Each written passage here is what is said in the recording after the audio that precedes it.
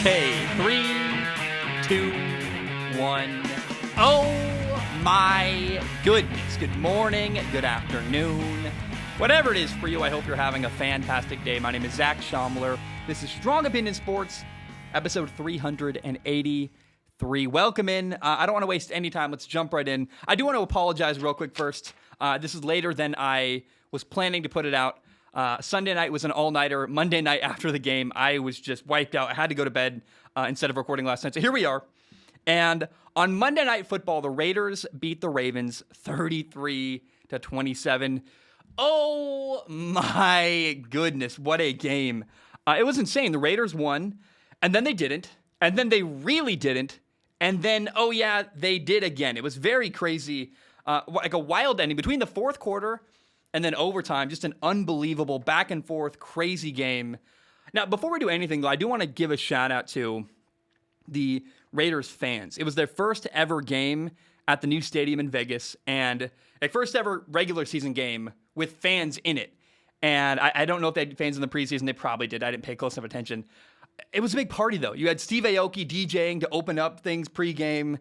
And I think the Raiders culture makes them like the perfect city for the Raiders. Or I guess like the pairing between the city and the fan base and the way they conduct themselves and their crazy, rowdy nature. Like the Raiders belong in Sin City. It's fantastic. I love it. Such a good location for them. This game was amazing. We got blessed with just, all of week one, from Thursday Night Football, Buccaneers, Cowboys, to like throughout the weekend, the Bengals game, like there was the Bills, Steelers, there was so much good football. And then the perfect nightcap was Monday Night Football. And here's the insane final sequence. I want to recap what happened because it's very convoluted and very complicated. I'm going to do my very best to recap how it went down. And it's worth doing because it's like, it really blows your mind when you put it to words. You're like, oh my gosh, that happened, and that happened, and that happened. So first, Baltimore scored a touchdown to give a 7-point lead with 6 minutes left. They were up 24-17. Then the Raiders put together a 2-minute drive to make the game 24-24 with like 4 minutes left. Then Baltimore responded by putting together a long drive, kicking a field goal with 37 seconds left. So 37 seconds left. Raiders are down 27-24 in the fourth quarter. And they responded by Derek Carr had 2 really big completions to Bryan Edwards, 20 yards and 18 yards. Guy barely did anything all game until the fourth quarter and overtime. And then the Raiders lined up. They kicked a 55-yard field goal to tie the game 27-27. I was like, I don't know that this is going to go in. And it did. And shout out to Carlson, whatever the first name, Dan Carlson, whatever the guy's name is, the kicker for the Raiders. Great kick, amazing moment. And what's crazy is that's not even where we end here. That the sequence to even get to overtime was unbelievable. But then in overtime, things were ridiculous. The Raiders got the ball first. They had I talked about Bryan Edwards. He had a massive catch down the sideline. It's a touchdown. They rule it a touchdown. The refs put their hands up. Game ends. Players are hugging on the field, about to trade jerseys and kind of dabbing each other up. And everybody's all over the field. And then we find out, oh, wait a minute. No. He was short. That's not a touchdown. Bryan Edwards didn't actually get into the end zone. And we're like, oh, boy, here we go. But, hey, it's first and goal. The Raiders, you think they're fine. And, first and goal happens. Second goal, I think I got a false start. They ended up on the 5-yard line, third and goal. And Derek, I love Derek, should have taken a little bit off the ball, throws a laser beam to Willie Snead. It bounces off Willie Snead's hands, bounces in the air, gets picked off in the end zone, and you're like, wow, the Raiders went from celebrating a victory to about 3 minutes later, it's the Ravens' ball on the 20-yard line touchback after Derek Carr throws an interception in the end zone. And you're like, wow. And then it gets crazier from there. Lamar Jackson then fumbled, which handed the Raiders back the ball. And then they scored on a long touchdown pass to Zay Jones for the game winner, 31 yards. I know it's convoluted, but the story of that is crazy. Getting to overtime was insane. The way it went down in overtime, the Raiders won, I thought. We all celebrate, move forward. We, meaning like Raiders fans. I'm not a Raider fan, but you get the money. I was excited. It was fun. I'm like, oh, this is a great moment. Really, really cool. And then I'm like, oh, wow, the Ravens are going to win this game. Like, they get the ball back. Lamar fumbles. What a crazy, ridiculous, weird sequence. Now, Derek Carr gave an amazing post-game interview. I recommend you look it up on YouTube. Look up Derek Carr post-game Ravens Monday Night Football, something like that. And I'm already a big Derek Carr fan. I really like him. I like his demeanor, like him as a human being. As a quarterback, I think there's far more compelling quarterbacks around the NFL, but him as a human being, Love the guy. Great leader, great person, and his passion for the game and for his teammates, like, this dude cares. He went out of his way to give credit to the defense, saying, like, thank you for getting us the ball back. They made a play when we needed it. And then he went out of his way. This is my favorite part. Like, the defense, that's a great comment. But then he made sure to give praise to Zay Jones, the guy who caught the touchdown pass for the game winner. He was like a second-round pick a couple years ago in Baltimore. And I heard someone say, it was Peyton Manning during the alternate Monday Night Football broadcast. He goes, like, who is Jones? Like, literally, like, who is this kid? Like, who would have thought that guy was going to catch the game-winning touchdown pass? But Derek Carr talked about how everybody should root for Zay Jones because his work ethic is amazing, and he shows up every morning at 6 a.m., and he works hard. Like, I don't want to spoil, I probably already did, but listen to it. I guarantee it's just like such an amazing moment with Derek Carr praising his teammates. Oh, I loved it so much. Now, one thing I want to point out from this game was that all three of the Raiders' top receivers, whether it's Henry Ruggs, Bryan Edwards, Darren Waller, those three guys, I am pretty convinced Henry Ruggs and Bryan Edwards are about to have a breakout year. Henry Ruggs had a huge 37-yard gain late in the fourth quarter on a third down. Bryan Edwards had multiple catches in the fourth quarter and in overtime. Like, when they needed plays, those guys delivered. They didn't have the most impressive game I've ever seen, but I thought that when it mattered most, Henry Ruggs showed up and Bryan Edwards showed up. And then Darren Waller had 10 catches for 105 yards and a touchdown. Had this great, like, slant where he beat his man inside, got a touchdown, made two men miss, jumping in the end zone. I'm really, really excited to watch the Raiders offense this year. My buddy Austin texted me yesterday. He's my hockey guy. Whenever I do hockey, I talk to Austin. And Austin was like he basically was like, are the Raiders, like, really boring this year? And I kind of get where he's coming from. And I don't mean to out Austin. It's a genuine question. I'm like, no, the most exciting thing about the Raiders this year is Derek Carr and those three young receivers. Is Bryan Edwards going to have a breakout year like I think he can? Is Henry Ruggs going to explode like I think he can? We know Darren Waller is going to be incredible. That is my favorite thing to watch about this football team, is those three receivers and Derek Carr, their quarterback. Now, Lamar Jackson and Derek Carr both had pretty good games throwing the football, in my opinion. Now, to me, it's only one game, but it does look like Lamar Jackson has gotten better throwing the ball downfield. All offseason, it's been a narrative like Lamar needs to make progress throwing the ball. We'll see where he's at, like week 10. But, I mean, his footwork was better. He threw the ball better downfield, in my opinion. He had a great throw late in the fourth quarter to Sammy Watkins over the middle. Like this long ball, set up their go-ahead touchdown. And I just believe that Lamar Jackson is getting better and better and better. And I think that's crazy to say because he's already so good. But watching him, like, he's very accurate downfield. And I really was impressed with the way Lamar Jackson threw the football yesterday. I think sometimes when I watch Lamar Jackson, I end up feeling bad for defenses where you can do everything right. You play the right coverage. You defend everybody. No one's open. You play a quarterback spy. You contain him really well. And you do everything right against Lamar. And he's just such a good athlete. He can make you wrong no matter what you do. It's ridiculous. He had a play last night where he extended the play, rolled out to the right, kept the play alive. Like, first of all, he backed up in the pocket, made someone miss in the pocket, then he extended the play right, extends it, throws a touchdown.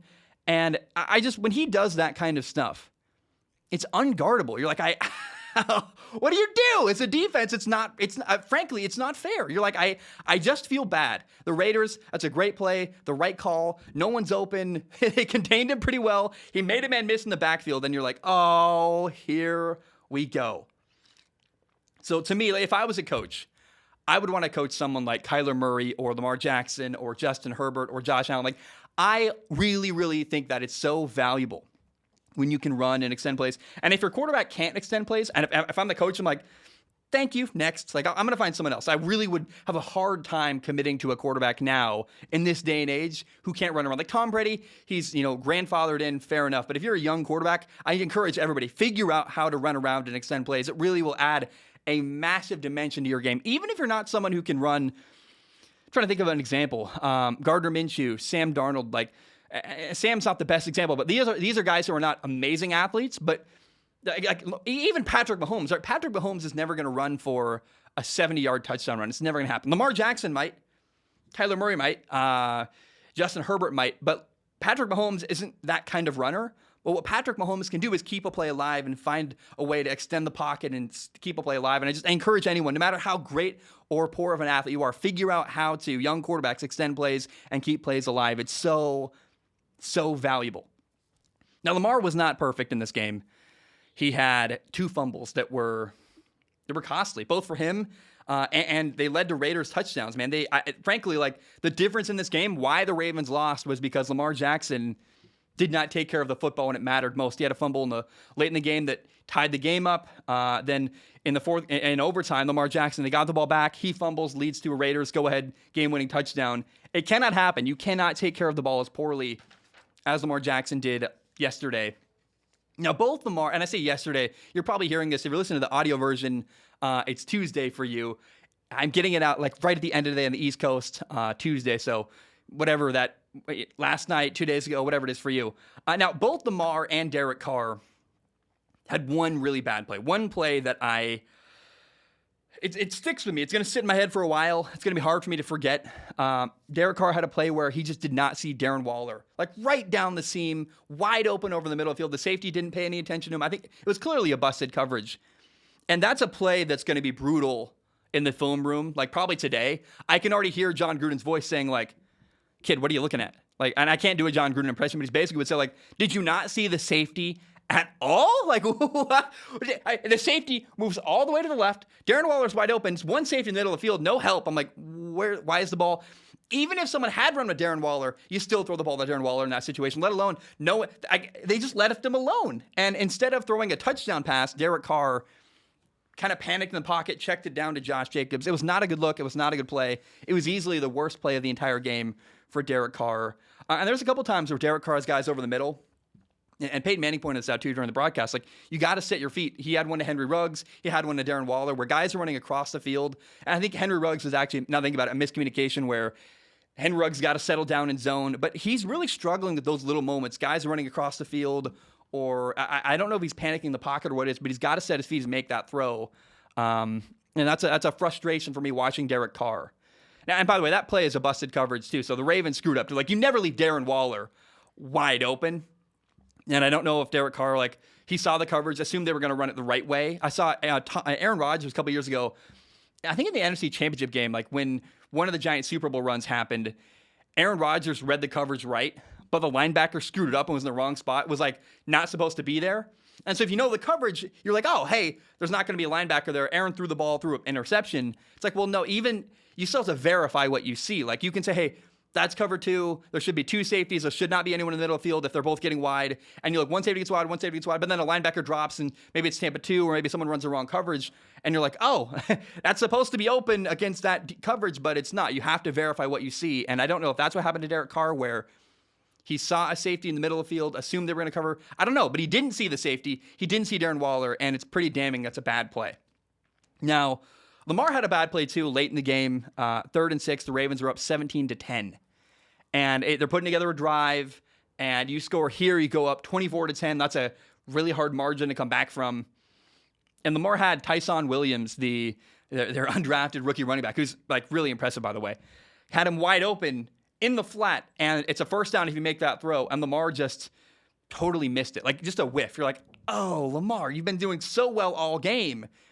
And maybe the easiest throw you could make all night, wide open flat route, you just totally airmail it and miss, and you're like, oh, I think he actually missed totally wide to the right. You can't have that. Like, that's not a bad, that's a really bad play by Lamar Jackson, and it's just frustrating. Now, I say all that in case people point out, hey, Derek Carr had this bad play or that bad play, or, Lamar Jackson missed that throw on 3rd and 6. The reason why I highlight these couple plays is because you can have a bad play or two in a game and still be a great quarterback. In fact, having a bad play doesn't make you a bad quarterback. Is kind of the point where, remember when Tom Brady literally forgot the down last year? He thought it was 3rd down when it was 4th down, and you're like, Tom Brady screwed that up? Like, you can't, Tom Brady would never do that, and he did. So it's an unrealistic expectation to expect your quarterback to be perfect all the time. Neither one was. So I wanted to share that, because if anyone tells you Derek Carr had that bad play or Lamar had that bad play or a fumble or whatever, it happens. Like, it really frustrated me. I was talking about how most games from week 1, you had the better quarterback won every game. And one of the games that was the exception was Jameis Winston beat Aaron Rodgers. People thought I was trying to say Jameis Winston was a better quarterback than Aaron. I was trying to talk about the other 14 games building up to the Packers-Saints game. People assumed, I get how they made that leap, but they assumed I meant Jameis is better than Aaron based on one game. Definitely not, right? Like, Aaron had an awful game week 1. That doesn't make him a bad quarterback. And having a bad play or two does not make you a bad quarterback. And I feel that way with Lamar and Derek Carr. And by the way, that Aaron Rodgers thing, like, oh, people are, I don't know if they're dumb. I don't know if maybe it's because I didn't specifically say, and maybe I have to be very, very blatant and obvious, but I couldn't believe they thought I was saying that Jameis is better than Aaron Rodgers. I'm like, oh, come on, guys, come on. I have a couple additional notes from this game. Derek Carr had a sick helmet, and I looked it up. It's got like these cool like dots on it. It's a Visus 02. Interesting new technology. I watched a couple reviews of it. I'm like, oh, that's a really, really nice, very sick helmet. Now, note number 2, Hunter Renfrow is a really solid slot receiver for the Raiders. He had 6 catches for 70 yards. He's the one receiver I didn't talk about. Dude does a lot of good work. He had a catch on the sideline last night where he's like diving right, elevating, getting his feet down. It was so impressive. I've been a fan of him ever since Clemson. I remember when they drafted Hunter Renfrow, I'm like, that's a steal. And it looks like he's just he's not a star, but he's a solid player. They're like, hey, he's worth the money you pay him. He's not very expensive. He's really, really adds a good element to that offense. He's reliable. You trust him. And I really like Hunter Renfrow. Now, note number 3, it was really cool to see Tyson, Tyson, Tyson Williams, have a long 35-yard touchdown run. Like, dude, I love that guy. He's an undrafted rookie free agent. And I'm like, he's from BYU. And you're like, this kid is awesome. I love his story. I love that he's playing. He got an opportunity. The top 3 running backs of the Ravens all get hurt. And here he is, Tyson Williams, making plays week 1 for the Baltimore Ravens on Monday Night Football. And you're like, dude, what a really, really cool thing to see. Now, note number 4, I loved watching the Raiders owner, Mark Davis, celebrating. Sitting next to him was Charles Woodson, the former Raider great. And I love seeing him hang out with that. I don't know if you know this about the Raiders culture.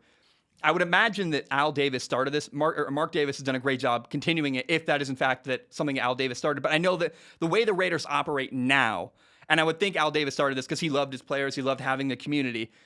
But Mark Davis does a really good job reaching out and caring for and having a cool community with all the former Raiders players. And I love seeing that. I love watching, Mark Davis celebrating the victory with Charles Woodson. I'm like, oh, wow, how cool is that to see? And I know that, based on the new stadium, the move they made, the new practice facility, that stadium packed last night, like people going crazy, overtime win. Al Davis would have loved that. Mark Davis's dad would have been very, very proud of what his son has done recently. And I don't know, man. I find myself endeared to this Raiders team this year. I don't have a favorite team. People always assume I have a favorite team. I don't, but this is one of the only teams, like Carolina, I really like what they're doing. And for the record, I really like people in sports. I grew up, I really liked the Seattle Supersonics, and then they left, and that was the moment I learned, hey, screw having a favorite team. All they can do is hurt you. So I'm scarred for life with that. I was a Mariners fan. They abused me over and over again. I don't have a favorite team, but I look at Derek Carr, great dude, really compelling. John Gruden is this guy who he's in year 4. Man, I don't know if he's going to work. I really, really hope that John Gruden works. And I can't tell you with a straight face that I believe in him. I just am hoping, because I really like him as a human being, his broadcasting, his personality. Like, you can tell he loves football. He's a bit of a control freak, but I find myself rooting for John Gruden, rooting for Derek Carr. I love the moment when Lamar Jackson fumbled in overtime. Derek Carr and Darren Waller on the sideline, like hugging each other, and like, and the way they looked at each other, they were so happy, and I love that. And I just find myself really, and I can't take, I always try to acknowledge my bias. I just want the Raiders to be good. I want it to work, and I don't know if it will. It's been 4 years of misery, and yes, John Gruden, the head coach, got there. They were a bad football team. He's been trying to turn it around, and Cleveland Farrell, Adrapic didn't really work out. They hired Mike Mayock as GM. Like, it's not been amazing, but I would really, really like to see the people there in Vegas do well and succeed. Okay, now, the highlight of Monday Night Football for me, if you ask me, like, it was Peyton Manning and Eli Manning broadcasting an alternate broadcast on ESPN2. A lot of people didn't even know that was happening. I put it on my Instagram story like, dude, Peyton and Eli are killing it. And people were messaging like, wait, what? That's happening? Like, apparently ESPN didn't market this at all. I don't know why. I don't know if it's because they don't want to. Maybe ESPN feels kind of awkward, like they don't want to point people to an alternate broadcast. And because I think if people knew that existed, it would dominate the ratings. People are like, I would wear it, because I don't hate, it's a very strong term. I very much find the Monday Night Football broadcasters and the whole production a bit stuffy, definitely boring, not my cup of tea. And watching Peyton Manning and Eli Manning do it is so much fun. I love that. And people are like, where can I find it? So let me be clear. I don't know that they're doing every game this year. I heard that they're only doing 10 games this year and 10 games every year until 2023. Then they have a new contract negotiation. So I don't think they're doing it every Monday Night Football game. But every time there's a Monday Night Football game on, if you're on your TV, just double check ESPN2. Because I think they're doing 10 games this year. I don't know which 10. They don't say. It's really frustrating. I'm like, I can't find that information anywhere. I'm like, why can't I? And maybe I'm wrong, and maybe it is every week, but I just recommend next time you're watching Monday Night Football, double check ESPN2 because a way better broadcast might be going on. And I got to say, it was amazing. I am never watching the regular Monday Night Football broadcast ever again. It is so much better. Peyton kind of is the driving force. He leads the show. Eli kind of just BS's and hangs out, and he's got some interesting analysis, but, the guests, like Russell Wilson and Eli Manning, were kind of veering off course, and Peyton had to steer back and be like, wait, no, guys, like, we got it. Let's talk about the game. And it worked, though. Like, Peyton's a straight man who I never would have thought that, right? Eli, I did not expect to love Eli Manning as much as I did. I'm like, dude, this guy's funny. Like, his commentary on the shirtless fans made me laugh. He's like, at what point does that guy decide to take it off? Like, he's like, at what point does he go, that's it, the shirt's coming off? I thought that was freaking hilarious. I really, really enjoyed that commentary. It was amazing. I highly recommend, especially if you're a former football player or you're like a football nerd and you love the game. The way that Peyton Manning and Eli Manning broadcast the game, they treat the audience with respect. They know that you know what a first down is. They're not trying to teach you the rules of the game. It's like advanced broadcasting. They're like, no, let's talk about the coverage. Let's break down cover 2. And by the way, there's no play-by-play guy either, which play-by-play on TV is weird and clunky. The guy that goes like, and by the way, to carry over from radio, I'm pretty sure, I don't know the history of that, but I would imagine that radio started, that's how they used to broadcast football. And they're like, well, let's add a TV element. How do we do that? Well, let's get the radio guys doing, just talking over what they show. And I'm sure that's what happened. But you don't need a guy. Like, I have eyeballs. When I'm watching the game on TV, I don't need someone going, he's on the 30, the 10, touchdown. I'm like, yeah, dude, I got it, man. I have eyeballs. I can see what's happening. And if you're blind, it's great. But if not, you're like, I don't need you to confirm for me that that's a catch because I saw him catch the pass. And that, it doesn't irritate me. It's just, like I said, it's clunky. It's not negative. Jim Nantz is like probably the best in the business at it. Jim Nantz, Al Michaels, these legendary voices. But I do wonder is football going to shift a little bit? Like, the Super Bowl will always have play-by-play because you have people that are not deep, intense football fans watching, and it's definitely more accessible to basic people when they describe, it's a first down, it's a catch. Like, that stuff helps regular people, but I hope we get more of these popping up, like these really interesting side conversations. Like, if anyone wants to have me on a show, I would love to. The hard part is you can't live stream the game. You have to also show the game while it's happening. So, ESPN, Fox, they own the rights to these football games. So if a network wants to reach out and have me talk over a football game, dude, more than happy to do that. I've broadcasted games before. It's really, really fun. And I just think the casual style is exactly what you want from a broadcast. Like video games, in the video game space, they have all these live events, and you see like PlayStation Experience have all these YouTubers and people live stream their reactions, and they watch along with the live stream. And like like Apple had their big event today. I'm pretty sure you could go on Twitch today and find a lot of people watching along with the event. And that's because Apple doesn't care if you watch it with commentary or not. They want you to watch it. And ESPN is advertising dollars, so they won't allow you to broadcast a game that way.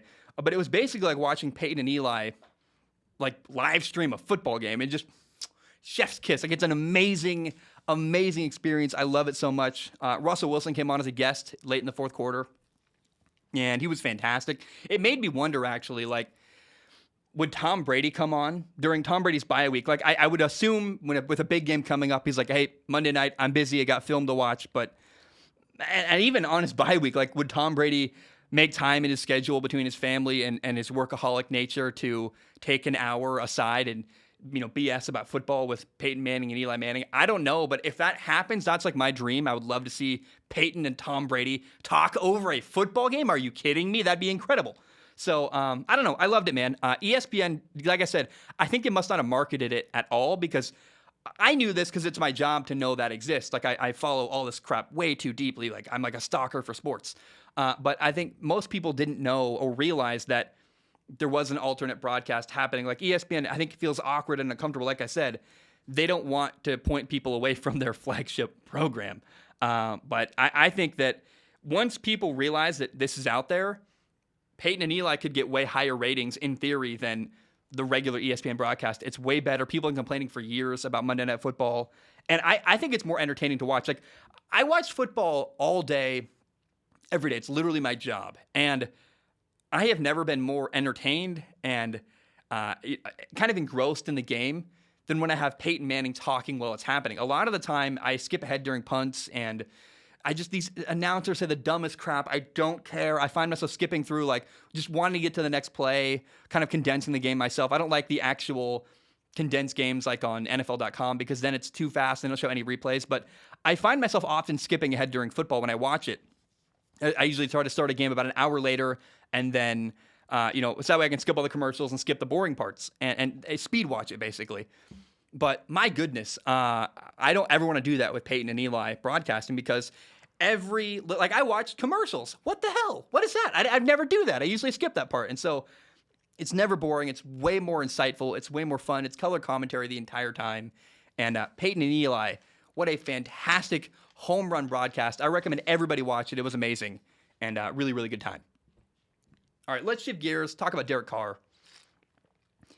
Watching Monday Night Football made me wonder, like, how good is Derek Carr? And where would I rank Derek Carr among other NFL quarterbacks? And I believe Derek Carr, the Raiders quarterback, is going to have a really big year. He's like, to me, I look at him like a Tony Romo or a Carson Palmer, a great player who gets a lot of hate, and in my opinion, way more talented than they get credit for. Like, the hate is undeserving of Derek Carr. He once had an MVP caliber year, literally, and yet people, they blame him. I think as a team gets better around Derek Carr, people are going to start to change their feelings about him. The same way I think Matthew Stafford is going to change hearts and minds with his new team around him in LA. You're like, oh, hey, Matthew Stafford in Detroit with the Lions, horrible. Matthew Stafford with the Rams in LA, a good football team, good coaching, competent ownership. Oh, wow, it's amazing how much better you are when you actually have help and good people around you. Weird. So I think a similar effect will happen hopefully this year with Derek Carr and the Raiders. Now, one thing I love about Derek Carr is his arm is amazing. He's got this really, really underrated arm. And it's funny, a lot of people want to run him out of Vegas, or they want the Raiders to just drop him as their quarterback. And I'm like, that's totally ridiculous. Like, why is Derek getting all this hate for years and years and years? So I thought to myself, it was like a fun exercise. Okay, which quarterbacks around the NFL would I rather have than Derek Carr? And I don't know if it's like you're given the option, one or the other. I just assume hey, if I'm building a team and you said Derek Carr or blank, would I pick the other guy or would I pick Derek Carr? And I came up with 9 different names that I was like, for sure, 100%, I would pick them over Derek Carr. Now, rookies are not allowed on this list because I considered Trey Lance, I considered Zach Wilson, the Jets quarterback, the 49ers quarterback. I love their ability to run, and you'll hear when you listen to this list, a lot of the guys I pick are there because they can run and they can extend plays. And I would want to coach Zach Wilson and Trey Lance a lot. I don't know if they're going to work out. The rookies have got a lot to prove. So I decided, hey, no rookies on this list are allowed. That's kind of weird. Let's wait to see if they can prove themselves as NFL quarterbacks before we do that. But in the end, I landed on 9 quarterbacks I would rather have than Derek Carr. I put them in alphabetical order because it's not a ranking. I don't want people to be like, oh, he picked this guy number 1. And so they're all alphabetical except for one. I put Kyler Murray ahead of Mahomes because I think the way it transitions from Murray to Mahomes is better. But these are just quarterbacks I would rather have than Derek Carr in no particular order other than alphabetical order. So number 1 is Josh Allen, the Buffalo Bills quarterback. His potential is amazing. And we saw it last year. I thought he had an MVP caliber year last year. Didn't win. He lost week 1. People already asking the question, is Josh Allen bad suddenly? Get the heck out of here. That's ridiculous. The dude can run around. He can make plays that Derek Carr simply cannot make. He's also younger, too. Josh Allen is one of the best young quarterbacks in the entire NFL, and I would take him over Derek Carr. Number 2 is Tom Brady, from one extreme to the other. Youth to age, 44 years old Tom Brady. So even if I was building a team now and you said, hey, you're going to get 8 to 10 more years with Derek Carr. Derek Carr is 30 years old. You're like, hey, with Derek Carr, you might get 8 to 10 more years with him. With Tom Brady, he's 44. you might get 2 years with Tom Brady. And I'm like, I'll take 2 years with Tom Brady than 10 with Derek Carr easily because leadership is attention to detail. He elevates the people around him. I love Derek Carr. I think he's been a victim of a bad franchise, but we've seen, and look, Brady the same way has been elevated by the Patriots were really, really good. Like that, we can't deny that helped Tom Brady throughout his entire career. You can't deny that the Buccaneers elevated Tom Brady because they have amazing receivers and a really good front seven on defense and good offensive line, good coaching, yada, yada. So, like, every quarterback needs help. I'm not trying to not argue that. But if you said, hey, Zach, you're building a team, you pick every single player on the roster, and you said, hey, would you rather have Derek Carr or Tom Brady? Like, there's 2 people left I can draft. I'm drafting Tom Brady, not Derek Carr. Number 3, Justin Herbert. He's younger than Derek Carr. He's bigger. He's capable of more. He runs better. He's got a massive arm. Pretty straightforward. Like, Justin Herbert has got a higher ceiling, and I think I would draft him and take him over Derek Carr. Number 4, Lamar Jackson. And I guess I'm realizing now as I talk, I'm assuming this is like a not a fantasy draft. What's the word? You ever do Madden and you do a draft of the whole league? Maybe that is called a fantasy draft. I don't know, but I guess I would take in this situation Herbert over Carr, and this is how I build this list in my head. So the number 4 quarterback I would take over Derek Carr is Lamar Jackson. This one is pretty close to me. I think they are similar ability. I think Derek Carr throws the ball a little bit better. And then Lamar Jackson is just, the difference to me is Lamar is way, way better at extending plays and running around. His ability to make explosive plays running the football is a big difference here. And it's kind of funny, like, one of my limitations for Derek Carr is that he simply can't run around and extend plays. And I like my quarterbacks to do that. I think if I'm a coach and I'm building a team, I'm like, well, Lamar or Derek, like, Lamar is more explosive. He can just do more, literally, than Derek Carr can. And that's why number 5 is Kyler Murray. Similar reason. Like, I'll skip ahead in order. I know technically Mahomes is next alphabetically, but Kyler Murray, I would take for the same reason as Lamar. Like, Kyler has an even better arm than Lamar Jackson, in my opinion. Kyler Murray, the dude is electric running the football. It's unbelievable what he can do. Go watch the Titans game from the other day. I only watched one highlight from that entire game. I'm excited to watch that tomorrow, hopefully. But the one highlight I saw from this football game is Kyler making like 4 people miss in the backfield, running around, flipping his hips, making a throw downfield into a tight window, and you're like, that's unfreaking believable that Kyler Murray can do that. And look, I like Derek Carr. He can't do that. And so I would rather coach Kyler Murray than Derek Carr. Quarterback number 6 is an easy and obvious one. Number 6 is Patrick Mahomes. There's no argument here. I like Derek. Patrick Mahomes, in contrast, is the best quarterback in the entire NFL. There literally isn't even a conversation to be had here. He can do more. The ability of Patrick Mahomes to win with a struggling offensive line or even a bad offensive line is unreal. And Patrick Mahomes made a throw the other day where he was rolling to his right, launches it way down the right sideline. Tyreek Hill catches it, runs for a touchdown. You're like, that's just, I love Derek. That's not even a possibility for Derek Carr. So Patrick Mahomes, clearly way better quarterback than Derek Carr. And I don't even need to, do I need to convince people of that? Come on. Number 7, I would rather have Aaron Rodgers than Derek Carr. Derek Carr is kind of like diet Aaron Rodgers. Like, he's Aaron Rodgers light. And they have a similar skill set. Aaron is just way better. He's got better footwork. Aaron has a better deep ball. Aaron is more accurate on back shoulder throws along the sideline. I prefer Derek as a leader, and that's highly, highly subjective. I just know that I like the attitude of Derek Carr a little more than I like the approach of Aaron Rodgers, but that's literally like the only category where Derek Carr is even arguably better than Aaron, and that's not even like most things are like, hey, Aaron is just a way better thrower of the football than Derek Carr. With that, it's a little bit subjective. Like, you can have at least a debate there, but it's the only thing that's even debatable between Aaron and Derek Carr. Number 8, I would actually rather have Matthew Stafford than Derek. He's better late in games, in my opinion. Like, the fourth quarter comebacks that Matthew Stafford has put together in his career demand respect. The broken ribs game, or whatever happened, like punctured lung. There was some game where I'm forgetting it now, and maybe it was a broken thumb? There was something that I can't remember. I've seen the video though where he's holding his arm. You know what it was? It was Matthew Stafford separated his shoulder, right? Like, now that I think about it, that's what it was. He's holding his shoulder, running down like, I got it, I'm fine. And he runs one play, throws a game-winning touchdown, or maybe he jumped over, like whatever he did. I'm remembering this so horribly, but I remember Matthew Stafford so tough that he dislocated his shoulder and went in for one more play, scored the game-winning touchdown, then walked off the field. So look, I trust Matthew Stafford way more than Derek Carr. They have a similar skill set. but Stafford is better. The final quarterback I would take rather than Derek Carr is Russell Wilson. Think about it. And as I do, I encourage you to think about this. I think about it myself.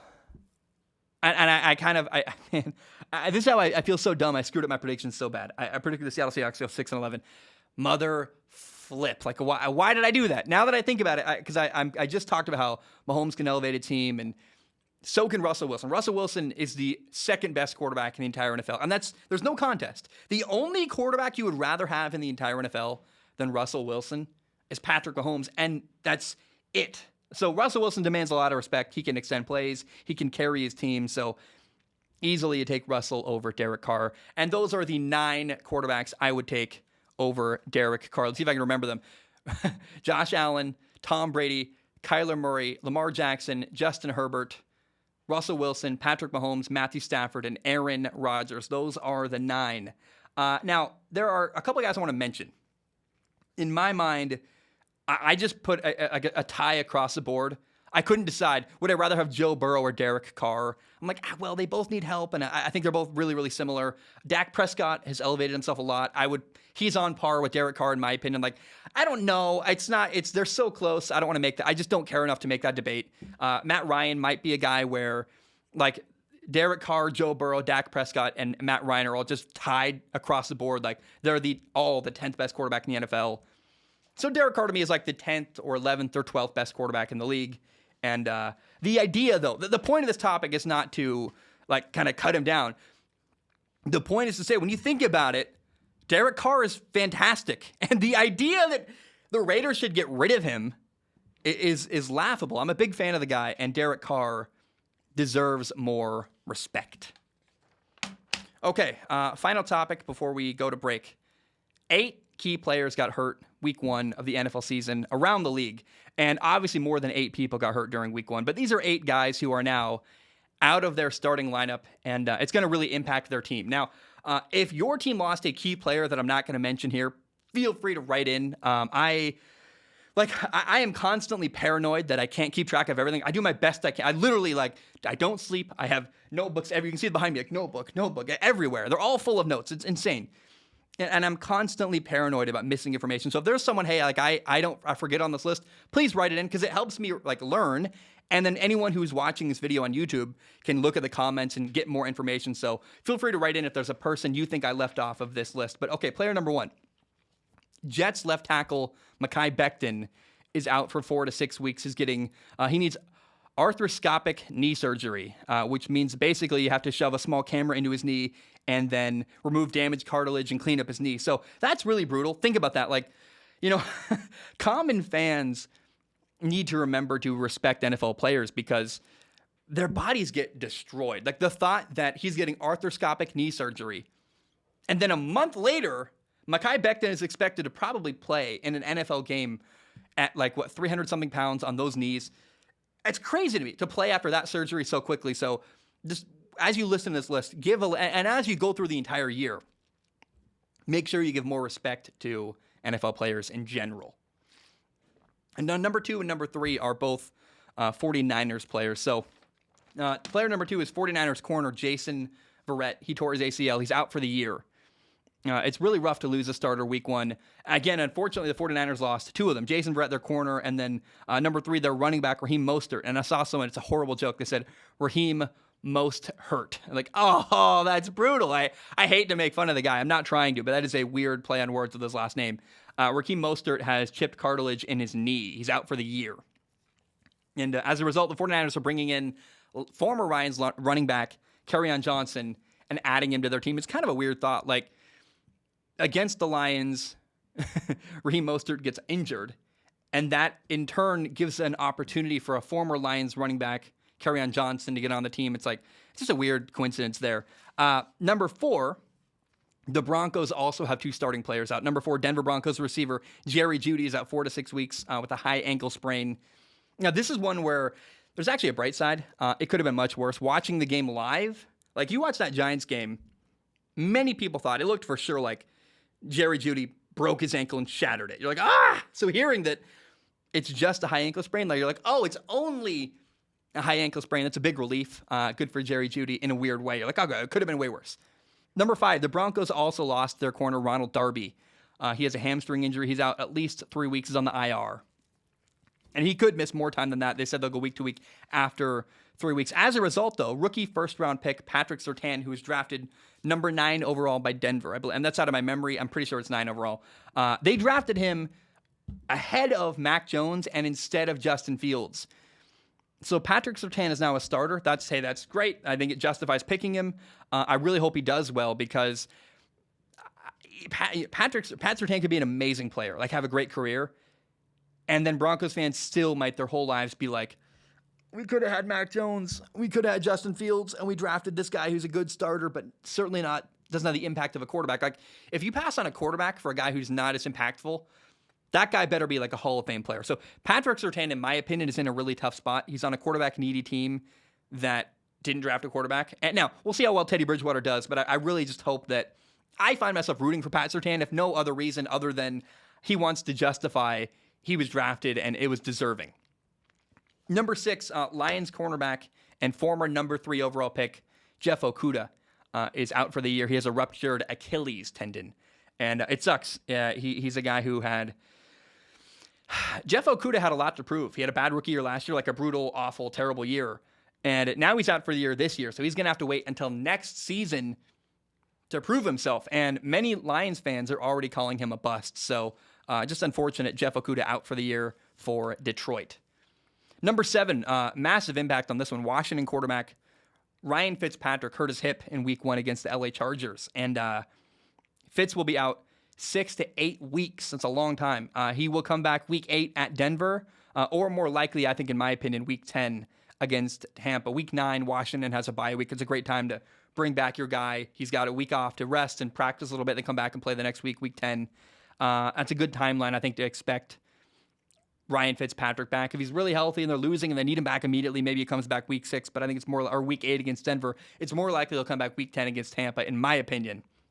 Now, it sucks, dude. I had high hopes for Ryan Fitzpatrick. I thought he was like poised to be exactly what Washington needed at quarterback, and now he's going to miss a massive chunk of the season. He's 39 years old.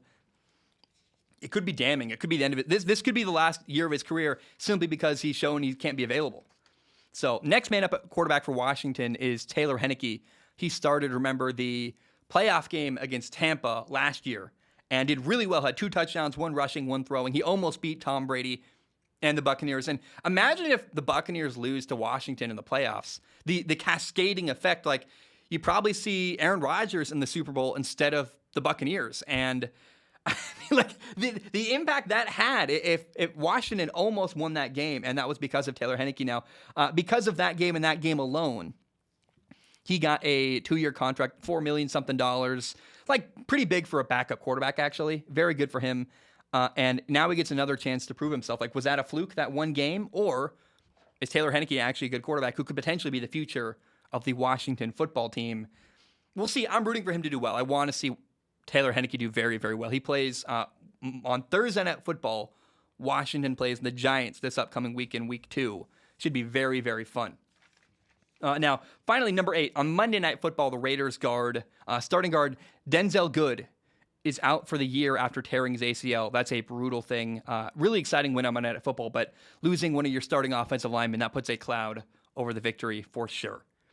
So again, write in with any important injuries you think I left out. There might be a guy or two that I can't get. I do my best, and I really try to be very professional. I work my absolute tail off.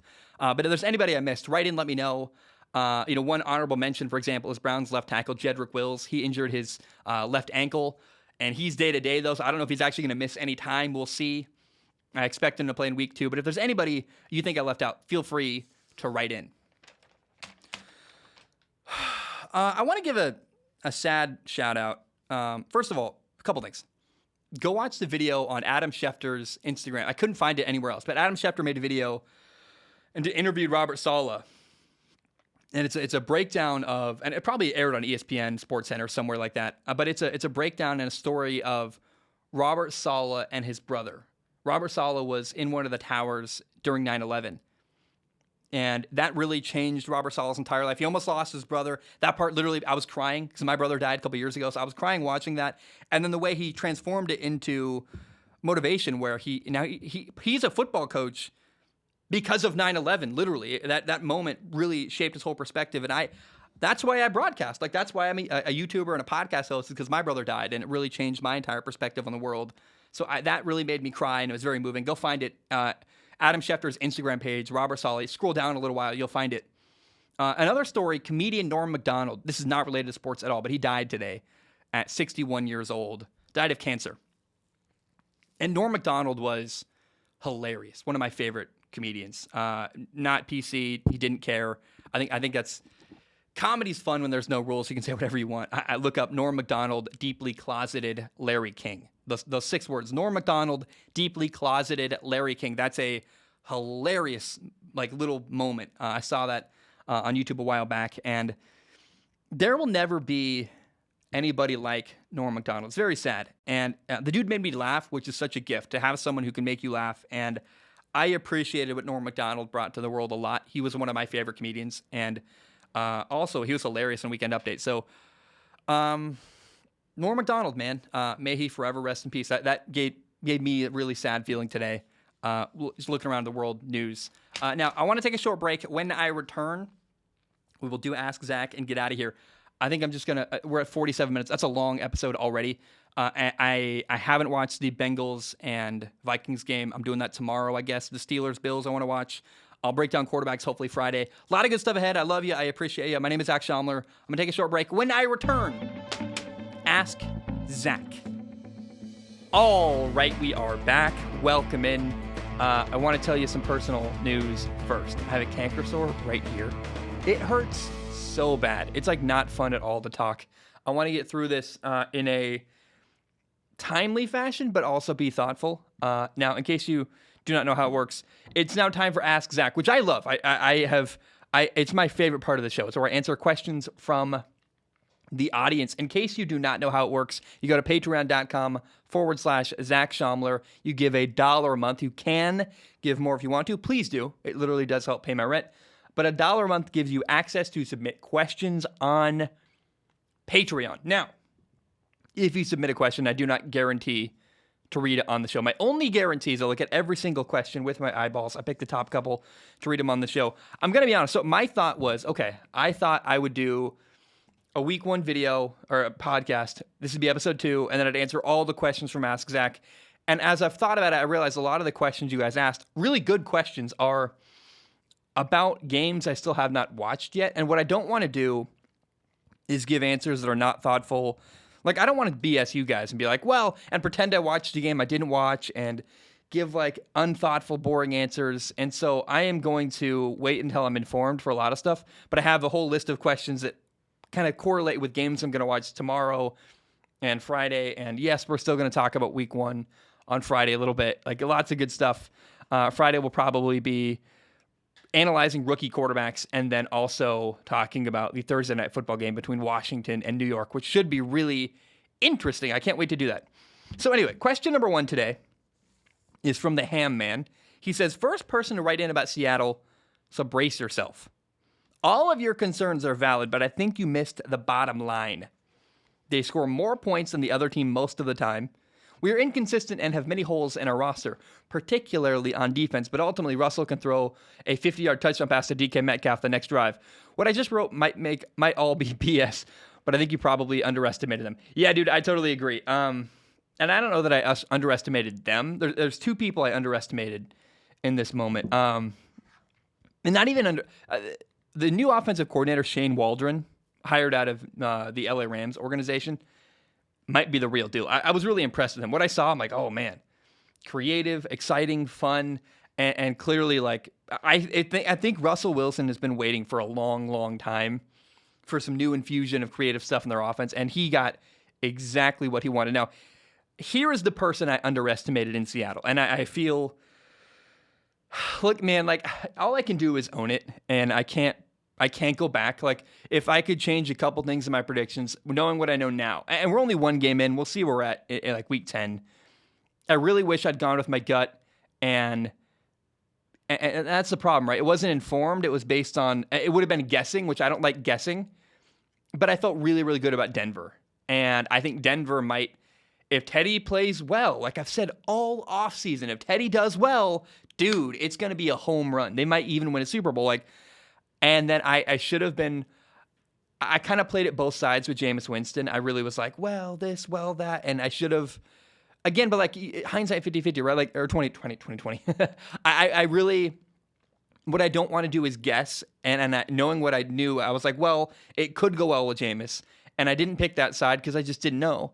And you can't know what you don't know. Now, one thing I did know that where I screwed up is I always talk about how Patrick Mahomes is really, really good at elevating his team and elevating the people around him. And as you know, even if he has a bad offensive line, he can still win. Russell Wilson is the same exact way. And Russell Wilson is the number 2 quarterback in the entire league. And I just think that it's funny how like I've always said about Russell Wilson, like you got to give him credit. He's fantastic. He's very underrated. Like, and I've always talked about praising him. But when it came to my moment of truth and I was like, well, do you believe in Russ or not? Can he elevate this football team? I said no. And it's like, man, it's just not true. Like clearly Russell Wilson can overcome any small roster holes they have. Like any problems on that roster, he can make it all work and figure it out. So that is my big regret with the Seattle Seahawks prediction I made. I'm going to take a break. I left my water. And I want my water here. So give me 1 second. All right. Raphael writes in. You guys see my ears. I never let my ears show on the show. I just wear my headphones. Raphael writes in about multiple quarterbacks. He says, hey, Zach, what is your opinion on rotating quarterbacks during games? I saw the 49ers and Dolphins use this tactic with some success this week. Could this become a trend as more teams have talented quarterback duos across the league? Thanks for reading. And then, Etior un plaisir de te écouter. I can't speak. Is that French? I don't actually know. I don't know. I think that's French. But Raphael, I appreciate you writing in.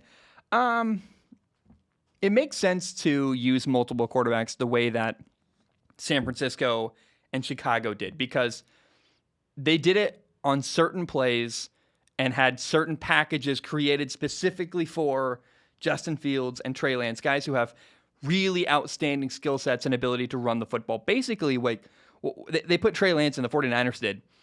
And it's almost like a wildcat set where you can run quarterback power with Trey Lance, and you don't know.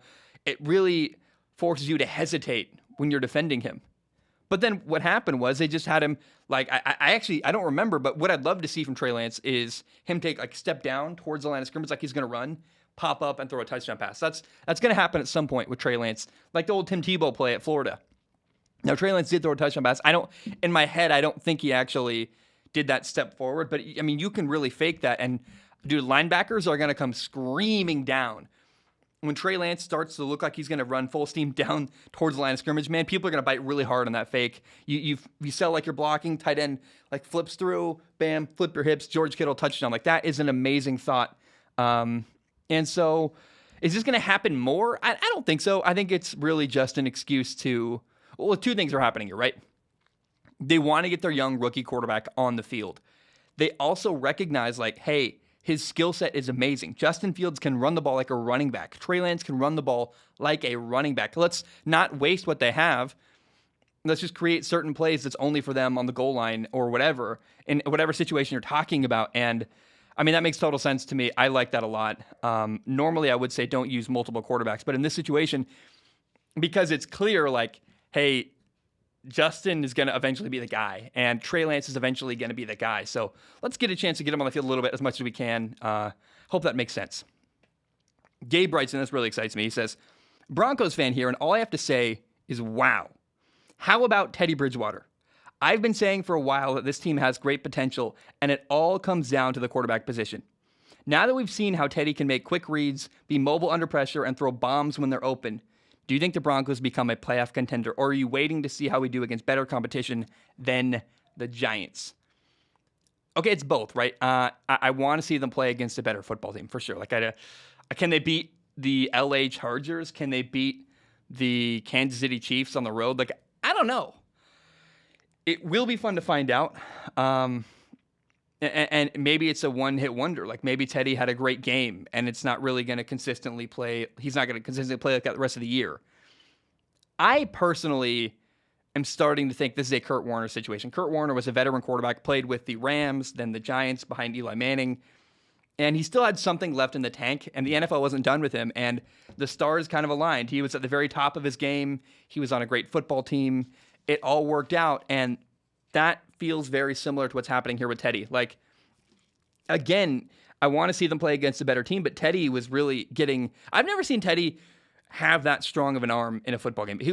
His mechanics are improved. He looks actually a lot like, mechanically, like Drew Brees. Watch a Drew Brees corner ball. Like, he threw a couple into tight windows. That's textbook Drew Brees stuff. And I know he played behind him for a while. He must study his game. I don't know, but we saw progression of Teddy Bridgewater from last year to literally just one game last week. His footwork, his arm talent, and I mean, like, his mechanics, the way he's getting himself behind the ball. Like, he was driving the ball really well downfield, better than I've seen in his entire career. And so it's not really surprising to see him make good decisions, but what's really surprising is how strong his arm looked and how mobile he looked. I haven't seen Teddy Bridgewater run around like that, maybe since he was a rookie. And I think that's what's exciting about this is that could this be like that thought of like, man, what if Teddy can show the world what could have been? Like, what if he can say, hey, I got hurt in Minnesota, my career took a crazy left turn, but if that hadn't happened, I would have been a franchise quarterback in Minnesota. And maybe he can become one here. Like, I just think, like, how can you hate the story of Teddy Bridgewater? It's so compelling, man. Like, this guy getting redemption and restarting his career potentially on a fantastic football team. Also, man, he's extremely likable. I like Teddy Bridgewater a lot, the human being. Like, his interviews are fantastic. He's so real and honest and humble, and I just love the guy. And then also, the offensive coordinator in Denver is really good. They got a great offensive coordinator, Pat Shurmur, who, remember, went to the NFC title game with Case Keenum. So he can win with quarterbacks that are not necessarily amazing. You just got to get it, good decision making, make some good throws. Teddy can do all that. And I walked away. I was very, very impressed with Teddy Bridgewater after week 1. It's one game. Like, I don't want to overreact. I probably am already, but I was just like, man, dude, this could work. Like, this dog will hunt. And I think the other thing is he really was, I don't trust Drew Lock, like the backup quarterback, the guy who we thought might be the guy. Teddy's a way, way more consistent decision maker, and that just is so valuable for a team that's really all they need.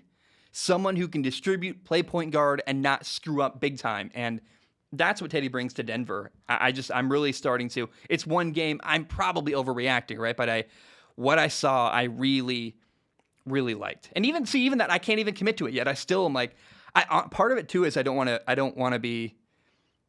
I don't even care about being wrong. Like, I get hated on for every single thing I ever said. Like, today I was doing a topic earlier about how the ball went through Willie Snead's hands, and some guy commented like, well, actually, technically it didn't touch his hand. It bounced off a helmet. And I'm like, who cares a flip, dude? You're digging into minutia, and people always argue with me about the stupidest little things. So I'm not really afraid of being wrong. If I say Teddy's going to win a Super Bowl and I'm wrong, who cares, right? Like, but I know the thing that's holding me back here is I want it to happen. Like, I really want that. I'm rooting for that, and I'm getting emotionally invested, and that's where I'm like, oh, I better back off and be measured and make sure that I'm saying stuff because I believe it and because it's possible, not because I just want it to happen. I don't want to be that guy who is just talking about wishful thinking all the time. I try to be calculated and smart, so I'm sensing emotional compromisation with my Teddy Bridgewater analysis. Alex writes in, and not analysis, like, that's what I mean, though. I got to catch it before I start saying stuff because I want it to happen, not because I believe. You know what I mean? Does that make sense? Like, I'm catching it early, so I'm trying to be, like, very thoughtful and intentional of, hey, don't let your emotions get in the way of, properly analyzing how good or bad Teddy Bridgewater is. That makes sense to me. Alex writes in, he says, as a lifelong Rams fan, After watching Jared Goff, besides his one good year, Sam Bradford and his ACLs and ankle sprains, and even all the way back to Mark Bolger, it is finally nice to be proud of your quarterback. Matthew Stafford is everything I could ever hope for, and I hope him and McVay continue the season like they did yesterday, talking about Chicago Bears game.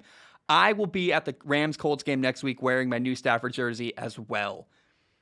Alex, hell yeah. Have a good time. I mean, I would imagine that's how Chicago feels, right? Bears fans are like, we've had Rex Grossman, Jay Cutler, Kyle Orton. Like, they're just desperate. Mitchell Trubisky. It's been a long time since the Rams had... Kurt Warner really was the last time they had a quarterback who we were like, that dude is incredible. I remember what was it, Kellen... God, the kid from Oregon, Kellen something. Like, just boring, bad quarterbacks year after year after year. And finally, they got their dude. So, Alex, my encouragement is enjoy the game, wear your jersey, be proud, and enjoy the party, dude. LA, I think, is going to be popping. Are you going to SoFi Stadium? I hope you are. If not, where is that game? Let me find out. It might be in Indianapolis, but I really want to find that out. Because if you're going to SoFi, Rams versus Colts, it is... Come on, where's the game? It's at Indy. Okay, so, hey, Lucas Oil Stadium's still amazing. Dude, have fun, wear your jersey, and just enjoy that moment. That'll be really, really cool for you. I'm very happy for you. Teddy says, hi, Zach. Have you seen the Untold series of documentaries on Netflix, specifically the one titled Crime and Penalties? If you haven't, I would strongly recommend it.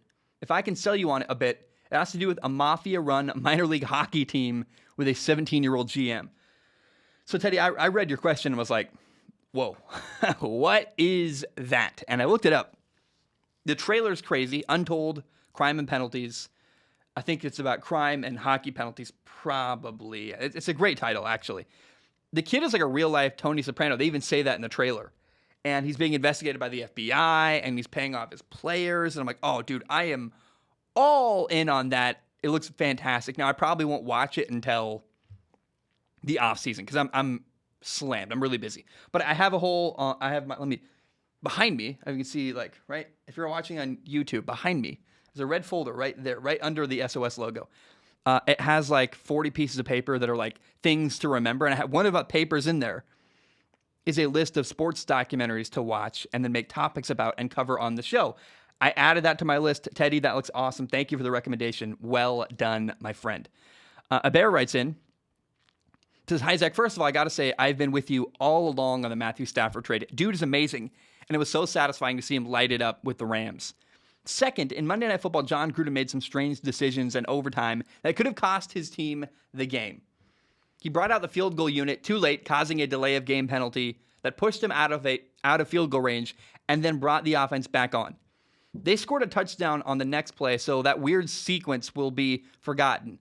But it was strange to say the least. I'd love to hear your thoughts. It was unprepared and very disorganized. Clearly, you needed to kick a field goal, and then they didn't, and they had a delayed game penalty. And the kicker didn't even know he was supposed to be kicking. And is that on him? That's on John Gruden for not organizing your players better, not having a better system of how to kick field goals, and the whole thing was bizarre. And imagine, they basically iced their own kicker, and they were like, well, let's just go for it on third and on whatever down instead. They throw a touchdown pass. It was crazy, but it's just the word I think of is clunky. It's just really, really disorganized and clunky and a bad look, and it did not inspire any confidence. I like John Gruden a lot. I love Derek Carr. It's hard to be I can't pound the table for this coaching staff because they've been so weird and inconsistent and not great, and so I hope I'm wrong, but I want them to win. I just don't know that I believe they will win yet. Griffin writes in with some blasphemy. He says, hey, Zach, what a crazy Monday Night Football game. Personally, this beats the Rams-Chiefs game a few years back and how exciting it was for me personally. I was just wondering your thoughts on Carr's ability, blah, blah, blah, blah, blah. I can't even hear what you wrote after that because I disagree so strongly. This game was top-heavy. It was a good game. It was a fantastic football game. Absolutely. But that Rams-Kansas City Chiefs game a couple years ago, Rams were in the yellow jerseys. Samson Ebicom, my former high school teammate, had 2 touchdowns on defense, and maybe that's why I love that game so much. I don't know. It was like 55-52. Unbelievable. Just back and forth and back and forth.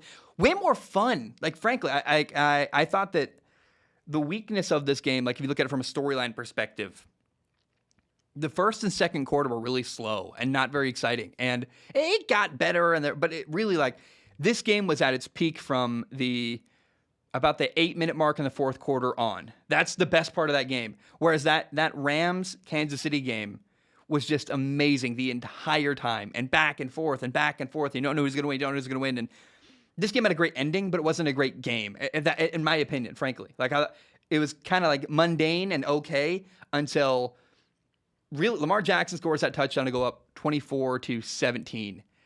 And then 6 minutes left, Derek Carr gets the ball. And maybe it started with a fumble from Lamar, but either way, like the sequence was great. But it started with Ravens touchdown up 24-17. Derek Carr gets the ball with 6 minutes left, scores a touchdown really quickly, ties the game again, and you're like, oh, here we got one. And from that point on, what a phenomenal ending. But a great ending, not great game, if you ask me. Let me look at the rest of your questions, see if it's worth entertaining. No offense, that's the part that's stuck in my craw. I was wondering your thoughts on Carr's ability, the Ravens defense, and everything in between. I'm sure you'll cover this game regardless. How could you not? Yeah, so I covered that really, really heavily. The entire episode basically is about that. I'm not going to retread those thoughts, but I picked this question because I was like, are you effing kidding me? Like, that game was not better than Kansas City Rams a couple of years ago. Like, no. It just had a great ending. But it wasn't a great, complete game start to finish the entire time. In my opinion, it just had a really, really interesting, exciting, and albeit unbelievable ending. Final question of the day. Allie writes in and says, "Hi, Zach. I hope you're doing well. I have some fun facts for you and your audience." Thank you, Allie. Number one, the tallest man ever recorded was American Robert Wadlow. He was born in 1918 and died in his early 20s in 1940 after injuring his ankle, which caused a massive infection because of his size. He stood 8 feet 11 tall. Oh my gosh. And loved to play basketball. He was so tall because of an abnormally enlarged, this is a hard word, pituitary gland. Today, this issue can be controlled with medication. I've heard about, there was a guy, pituitary gland. Let's find out. Google's listening, dude. It literally predicted that. It's a small bean-shaped gland situated at the base of your brain. Oh, wow. So it regulates growth and blood pressure and reproduction. So basically his brain was telling him, you got to keep growing. You got to keep growing. Probably giving him chemicals to make him grow. I'm not a scientist. Don't listen to what I'm saying. I realize I should probably shut the hell up. Number two, the oldest American ever was named Sarah, K-N-A-U-S-S. I'm going to say Nas. She was born 15 years after the Civil War ended, and yet she died 2 days before January 1st, 2000. Wait, what? Oh my gosh. She died in 1999 and was born 15 years after the Civil War. That's so long. That's unbelievable. She was 119 years old. I like to think about the old people she knew when she was a child, or what football was like when she was a kid.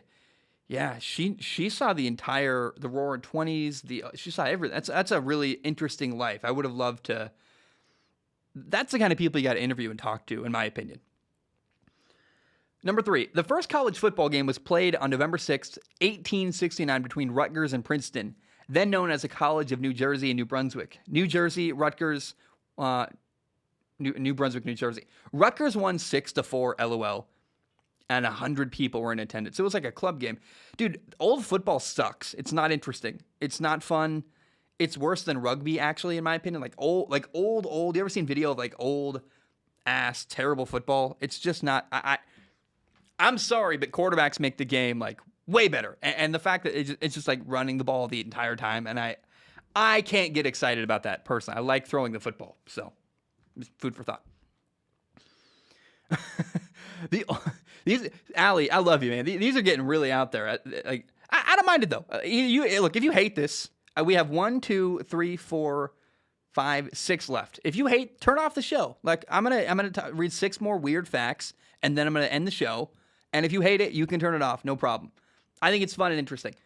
The oldest known living animal is a tortoise named Jonathan, who is approximately 188 years old and still walking the earth. He was born in 1832 and has lived on the island of St. Helena in the Atlantic Ocean since 1882. The turtle's 188 years old. Like, how long can he live, I wonder? Let me look that up. I'm really having fun with this. How long can sea turtles live? Sea turtles can live up to... No, this is a tortoise. It must be a tortoise. How long can tortoises live? Because sea turtles can only live 50 years, it says, which is like impressive, but not that. Tortoises live. Tortoises can live 50 to 100 years. So this is just... What? Can turtles live up to 500 years? No, they can't. So this is just an abnormal turtle. I don't understand where... Some have been known to live for more than 200 years. What the heck? That's such a... Like a prehistoric animal. It's just weird to me. I don't know. I'm sorry I'm rambling. I probably not even... I hope this is interesting. I'm probably not. Well, the 2021 NBA Finals averaged 10 million viewers. Week 1 of the NFL opener this year had over 24 million viewers. In other words, the NFL is eating the NBA's lunch. Oh my God. So 14 million more people watched Buccaneers Cowboys than watched the NBA Finals. Yeah, we're a football country for sure. We don't even... Like, basketball's a blip. No one really... Like, there are fans, but football is king here for sure. Contrary to what many people believe, the Baltimore Ravens are not named after a bird. That's number 6, by the way. The Baltimore Ravens are not named after a bird. The name Baltimore Ravens was actually derived from a poem titled The Raven by Edgar Allan Poe, who is a resident of Baltimore. In fact, the Ravens mascot is named Poe. I didn't know that. I knew about the Raven. I read that. A lot of people probably read that in high school like I did. But surprised to hear that that's... But the mascot is a raven, though. I'm not even looking it up. I'm going to believe you. I believe you there. Sammy Baugh once led the NFL in passing, punting, and defensive interceptions in the same year. Oh my gosh. Number 8, a player given the franchise tag hasn't switched teams since 1998. I don't understand that one. Does that mean that they weren't traded after the franchise tag? Because the franchise tag means you can't leave. So I don't understand. I would read that and be like, duh, but what am I missing there? Something. Number 9, final one. An NFL team has gone from worst to first in their division every year since 2000. That's unbelievable. That's the one that makes me love football even more, that's even possible. That since 2002, every year since 2002. So, God, my math up here. I think that's 19 years. Please. Like, you ever know, like, let me look it up. Because I'm not down for that being wrong. 2021 minus 2002. Yeah, so 19 years in a row. One team in their division has gone from last to first every single year at minimum. That's why football is amazing. You really can turn around an organization, and there's so much parity. It's so fair. This is why baseball needs a salary cap. This is why basketball needs a better enforced salary cap that isn't nonsense where you can go way over and just spend. The luxury tax is ridiculous. Like, they need a hard salary cap, and it makes sports way better. I just believe that with all my heart. And if baseball had a salary cap and fewer games, they'd be way better. So part of it is football's a great game. Part of it is they figured out how to create a league that has lots of parity and can allow bad teams to get better very, very quickly. All right, guys, I hope you enjoy. Like, I don't know. I can never tell. Like, are the fun facts bad? I think they're interesting. But if you hate it, I guess you can turn it off. I save it for the end every time. Anyway, I don't write them in. Like, Ali collects them. I just read them. So I'm happy to. I think it's fun. Anyway, I love you. I appreciate you. I'm very tired and very hungry. And that was way longer than I thought. It was 29. It'll probably be like 25 minutes because I didn't even cut when I went to get my water bottle. But anyway, I love you. I appreciate you. Hope you have a great day. Bam, we are done.